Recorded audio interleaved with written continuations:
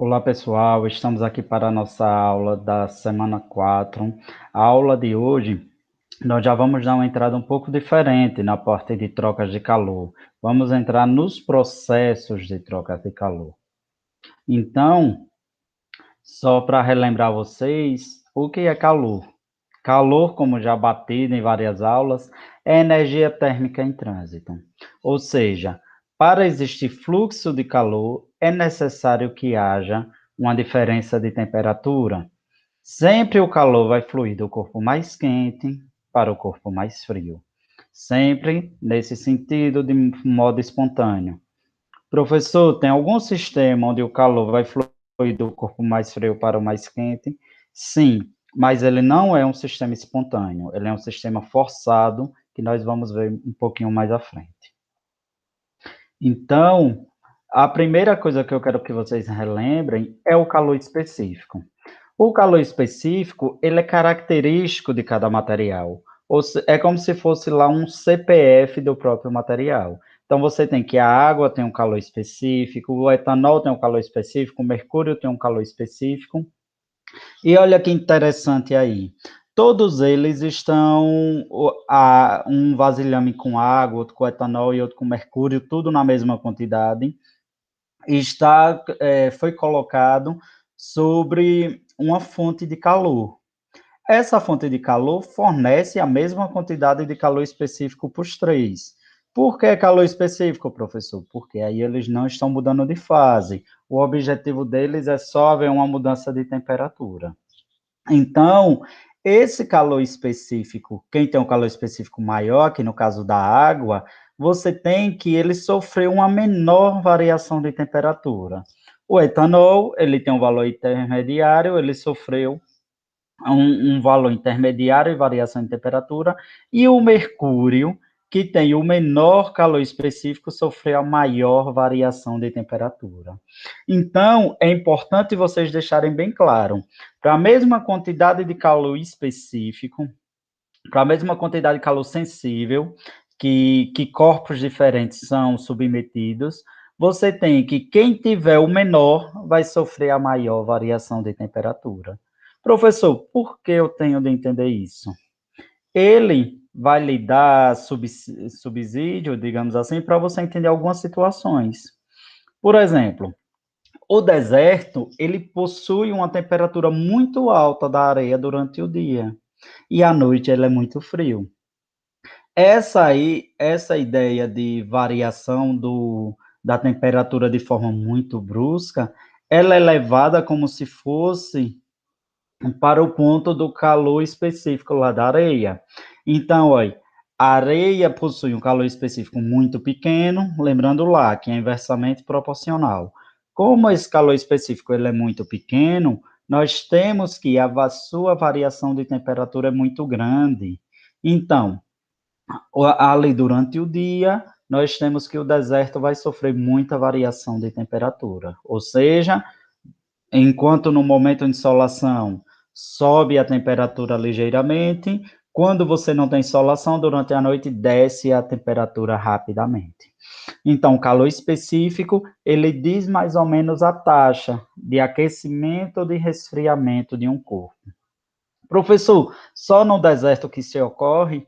Não, por exemplo, nas regiões de Alto Sertão. No sertão, se vocês forem para o sertão baiano, também vai ter uma grande variação em temperatura. Não sei se vocês têm conhecimento, mas nas regiões sertanejas, você tem uma alta temperatura durante o dia e à noite faz uma baixa temperatura. Tem uma grande, vamos dizer assim, uma grande variação de temperatura durante um espaço de tempo. Outra curiosidade explicada é lá o mar. O mar e, consequentemente, a praia como no total. A praia, se você for entrar por a água, digamos, por esse horário agora, perto do meio-dia que eu estou, você tem que a temperatura ela não está muito quente, a da água, mas a areia está muito. Já à noite, você tem que a areia esfriou muito e a água ainda continua aquecida. O que nós temos? a água ela tem um coeficiente de calor específico maior do que o da areia. Então, ela vai sofrer menos variação de temperatura. Tanto ela vai demorar mais para ser aquecida, quanto ela vai demorar mais para ser resfriada. Então, quanto maior é o coeficiente de calor específico, você tem que menor vai ser sua variação de temperatura. Já que ambos estão em grandes quantidades, não teria como você fazer uma comparação, vamos dizer, por a capacidade térmica em si. E não é só para situações quentes onde a gente vai entender bem o funcionamento aí da troca de calor. Por exemplo, o iglu. O iglu é essa estrutura aí de gelo que geralmente em lugares muito frios, você pode ter aí alguns artificiais, digamos assim, em alguns shoppings, em alguns locais de diversão, mas o iglu é como se fosse uma casa construída de gelo. Existem até hotéis no modo iglu, tipo, tem castelos, enfim, muitas estruturas com essa cara. Então, ela tem dois níveis, digamos assim, de construção, um menor, que é na entrada, e um mais alto, que ele faz com que tenha uma menor escapatez, digamos assim, do calor, porque lembre-se, sempre quem vai fluir é o calor, e ele vai sair do local mais quente para o mais frio. Lá dentro, quando fecha o iglu, digamos assim, tem uma porta, vai ser um sistema semi-isolado. Ele não vai ter muita troca, muita interação com o lado externo. Geralmente acende-se uma fogueira, a pessoa se veste com roupas quentes, e o calor, como ali é fechada a porta, ele não sai, ele não escapa para o ambiente externo, já que o ambiente externo está mais frio aí que dentro do iglu. Então, o que ocorre? Lá dentro fica muito mais agradável do que a sensação, digamos, do que numa cabana, porque a cabana ela permitiria mais uma troca de calor. Professor, mesmo o gelo sendo gelado, sim, porque a estrutura do iglu ela é feita com paredes grossas, então essas paredes elas vão dificultar a troca de calor com o ambiente externo, que está muito mais frio do que a pedra lá de gelo. Então, o iglu vai conseguir manter uma temperatura entre -7 e 16 graus ali, nessa faixa. Lá fora pode chegar a -45 graus Celsius. Então, a sensação térmica, com certeza, é muito melhor através de estar dentro dessa estrutura, digamos assim. Então, essas três curiosidades é só entendimento como as trocas de calor acontecem. Então, é importante a gente delimitar o que é a fonte de calor, porque eu já usei esse termo anteriormente, mas a gente ainda não tinha definido. Fonte de calor é qualquer elemento, qualquer corpo que ele produz calor para aquele sistema, ou seja, que ele está mais quente e ele vai produzir o fluxo de calor ali. Então, você pode dizer que existem dois tipos de fontes de calor.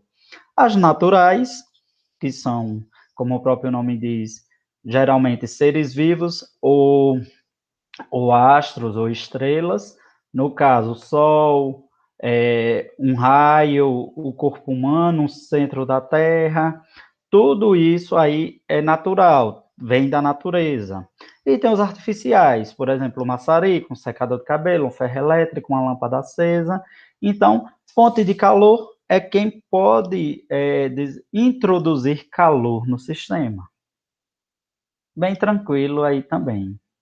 Então, eu comecei a falar, a partir de agora, nós vamos falar de trocas de calor. E tem uma coisa que muito eu me perguntava quando era aluno, e eu tenho certeza que vocês já se perguntaram, na sua maioria, alguma vez, o que significa BTU. Porque a gente falou lá na aula anterior que existia duas formas, vamos dizer assim, de medir calor, fluxo de calor, que era a caloria e o Joule.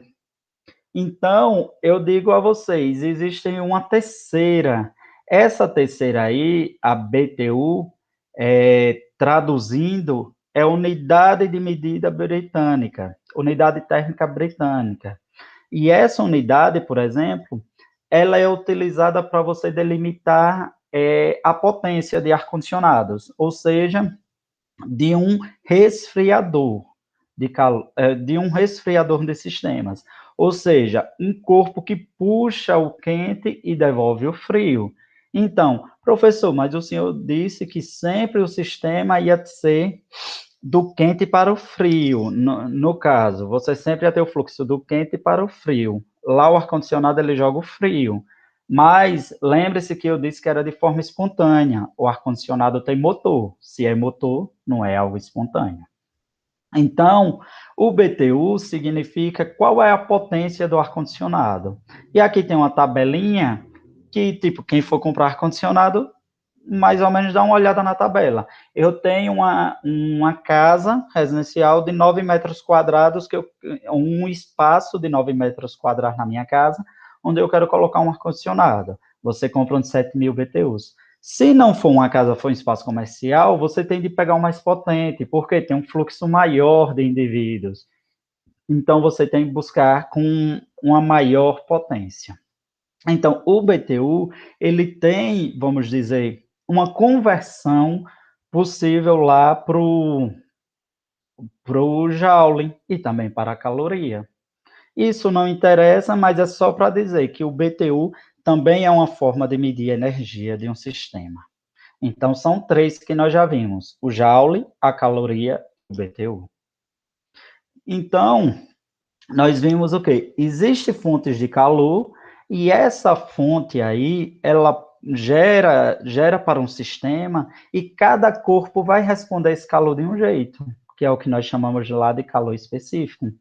Porém, eu quero que fique bem claro para vocês que eu recebi o calor. Como eu vou responder o calor, vai me caracterizar. Ou eu sou um isolante térmico, ou eu sou um condutor térmico, por exemplo. Eu tenho lá o vidro, a, a lã, o tecido, geralmente é isolante térmico.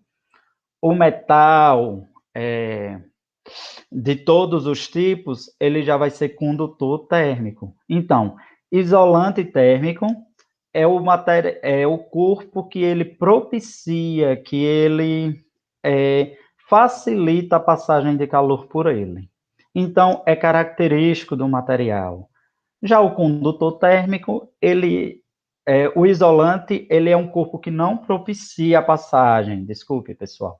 Então, olha, você tem um corpo lá de vidro, você tem, digamos assim, de cerâmica, por isso que as xícaras são em cerâmica. Então, você tem que eles são isolantes, eles não propiciam a passagem de calor. Já os condutores são os que propiciam. Por exemplo, tudo que for metal, uma panela metálica, ela propicia a passagem de calor. Então, ela é uma condutora térmica. Então, eu quero que vocês lembrem: condutor térmico permite passagem, isolante térmico não permite a passagem de calor. Então, por exemplo, olhem, você tem aí um sistema bem comum, que todo mundo já vê em casa com certeza. Você tem uma panela metálica. Se você prestar atenção na alça dessa panela, ela geralmente ou é feita de madeira ou é feita de plástico, ou de alguma resina que se aproxime do plástico. Por quê? Tanto o plástico quanto a madeira, eles são isolantes térmicos. Então, você tem que ele não vai permitir a passagem de calor de uma maneira fácil. Já você tem a panela aí, ela é condutora. Então, você quer, por exemplo, mexer alguma coisa que está aí dentro da panela. A maioria dos talheres, geralmente, ela tem o pegador, digamos assim, ou madeira ou alguma resina plástica.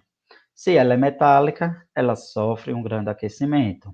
Então, você tem aí que quanto mais condutor for, mais fácil vai ser a propagação de calor.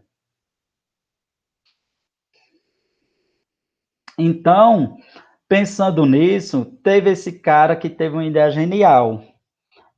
Ele é britânico, Durante as minas, né, no século XV, XVI, que não tinha ainda muita coisa elétrica, não tinha nada praticamente, começou a ter muita explosão nas minas de carvão.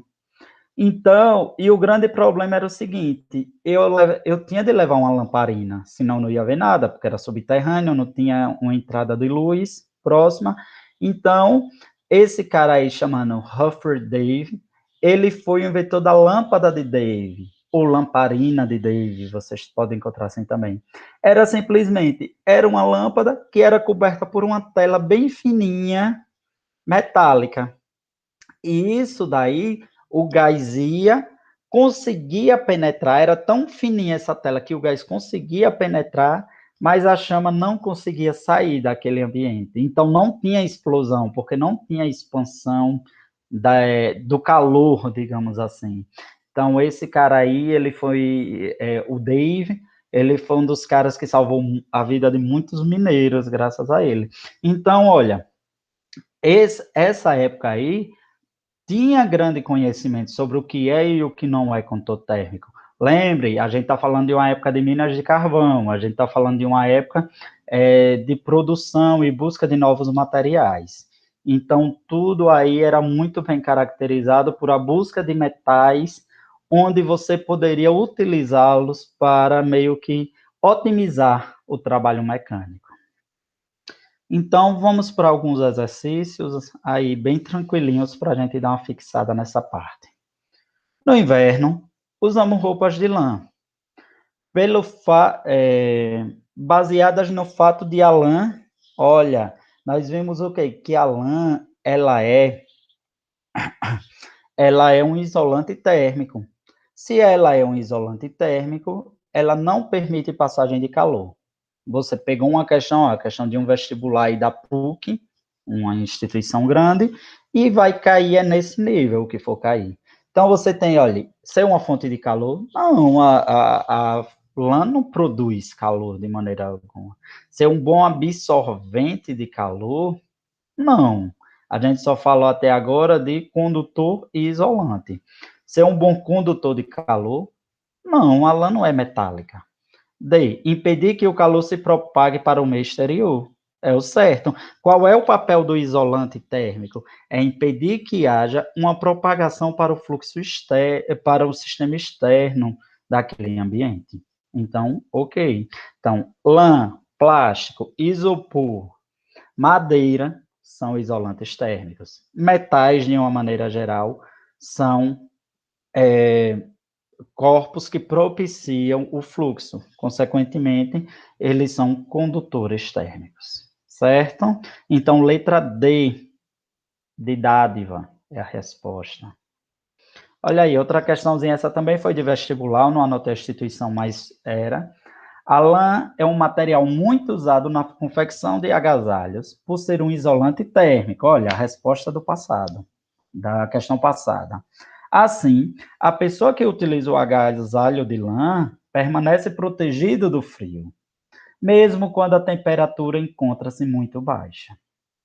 Além da lã, outros tecidos podem ser usados na produção de agasalho, pois possuem o mesmo modo de ação. Os agasalhos são capazes de aquecer os indivíduos em baixa temperatura, porque eles, letra A, vamos lá, ajuda o hipotálamo a regular a temperatura do frio? Não, ele não tem essa invasividade, digamos assim. Impedem a passagem do frio para o interior do corpo? Olha, a gente não está falando em passagem do frio. Quem flui é o calor. Então, letra B está errada. Letra C. Produzem o calor que mantém o corpo bem aquecido? Não, também reduzem a perda de calor do corpo para o ambiente. Esse é o correto. Ou seja, você tem que o corpo tem um calor e você tem que o ambiente está mais frio. Então, não tem como ter a passagem. Então, letra D, de novo, é aí a resposta, pessoal. Vamos lá dar continuidade. Caminhando descalço no interior de uma casa, um observador nota que o piso ladrilhado é mais frio que o de madeira. Isto se dá por causa letra A. Efeitos psicológicos?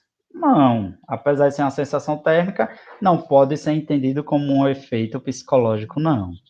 Da diferença de condutividade térmica? Possivelmente sim. Da diferença de calor específico? Vamos lá para a letra D. Da diferença de temperatura. A madeira é mais quente que o ladrilho. Então, você tem o quê? Nós não estamos falando da condutividade térmica ainda, você está no mesmo ambiente, então vai ser da diferença de calor específico. Quanto maior o calor específico, menor a variação de temperatura do corpo. Da Universidade Estadual de Ponta Grossa, essa daí. A quarta questão. É a energia do movimento das partículas que compõem a matéria, que se transfere de um corpo para o outro. Letra A, temperatura. B, calor. C, brilho. D, luz.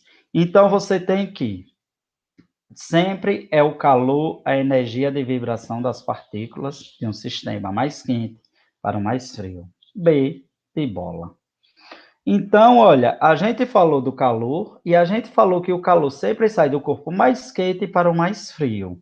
Então, nós temos que isso pode ocorrer de três formas distintas. Então, são esses os três processos de transferência de calor: condução, convecção e radiação térmica. Então, a partir desses três, você tem que pode haver a transferência de um corpo mais quente para o mais frio. Sabendo disso, nós vamos começar a falar hoje do primeiro, que é a condução. A condução, ela transfere a energia partícula por partícula.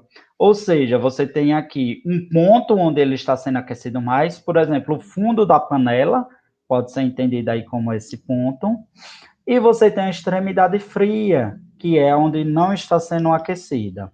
Sabendo disso, o calor vai fluir do lado mais quente para o menos frio. Então, olha, você tem aqui partículas muito agitadas, vai passando essa agitação uma por uma até chegar na outra extremidade. Eu quero que vocês saibam o seguinte: ela necessita de um meio material para se propagar. Para ser condução, você tem de ter matéria física para se propagar. E ela é característica de meio estacionário, ou seja, é um gás em equilíbrio, é uma partícula sólida, então você tem que é um meio estacionário, um meio que não está se movimentando de maneira nenhuma. Então você tem um ponto onde é adicionado o calor, e esse ponto aqui vai passando vibrações para os outros corpos. Então, olhe, a agitação molecular. Lembre-se, na condução, você não tem, digamos assim, uma variação da matéria. Você não tem que sair partículas de um ponto e vai para outro. Você tem apenas energia de um ponto a outro. Então, essa taxa de condução, digamos assim, ela é dada por essa lei aí bonitinha, que é a lei de Fourier. Professor, que lei grande é essa? Por exemplo, esse Q aqui é a quantidade de calor conduzida. Ela depende da condutividade térmica, que é o material, ou seja, cada material tem uma possibilidade de conduzir. Se ele é metal, ele conduz de um jeito. Se ele é isolante, ele vai conduzir de outro. Então, olha aqui, ó, 3 exemplos de condutividade. Você tem que o ferro tem uma alta condutividade, 80. Você tem que a água é 0,59 e o ar 0,26. Então, quanto maior a condutividade, maior, vamos dizer assim, mais ele se aproxima de um condutor ideal. Esse aqui é o tamanho dessa parede, digamos assim, dessa parte do corpo que está lá em contato para ser aquecida. Então, você tem aqui, ó, esse aqui no fundo, esse tamanho aí dessa parede que está gerando calor. Por quê? O calor conduzido tem a ver com a área. Você tem, por exemplo, uma chama do fogão lá da sua casa, é pequenininha. Se você tiver de um fogão industrial muito maior, vai ser maior a taxa de calor. T1 e T2 são as temperaturas que, por exemplo, a temperatura lá do cara bem aquecido, T2, digamos assim, é a temperatura do ambiente. Ou seja, quanto maior for a diferença entre os corpos, você tem que maior vai ser o calor transmitido. E L é a distância entre os dois. Quanto mais distante tiverem os corpos, menor vai ser a transferência. Então, na próxima aula, a gente volta em condutividade, rebate a lei de Fourier de novo, e eu quero agradecer a vocês por a participação. A partir de agora, eu vou estar de modo síncrono com vocês via WhatsApp. Qualquer dúvida, eu estarei por lá. Uma boa tarde e até mais.